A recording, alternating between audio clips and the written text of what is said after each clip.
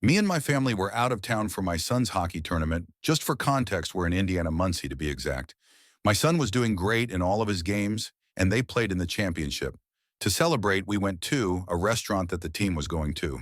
Everything was fine. We were having a great time. We left at about 9:30 to 10 since our younger daughter was getting tired. We got back to the hotel shortly later. On our way in, though, the lady at the desk, probably in her 30s, told us we should not leave the hotel again because there was someone dangerous on the loose, and they didn't want anybody to have any troubles. We didn't think anything of it and went on with our lives.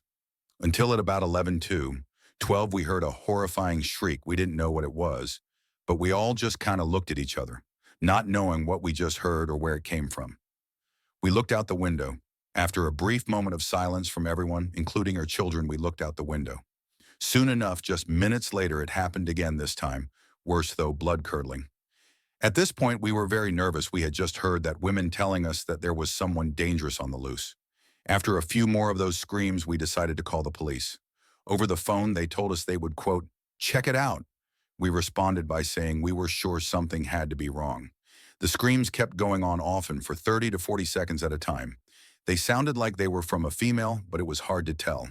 The police never updated us like we had asked them to. So we went into the station the next morning. They told us that they found nothing, but that was hard to believe. They told us it was probably an animal, but that was extremely hard to buy. Unfortunately, we can only think the worst had happened.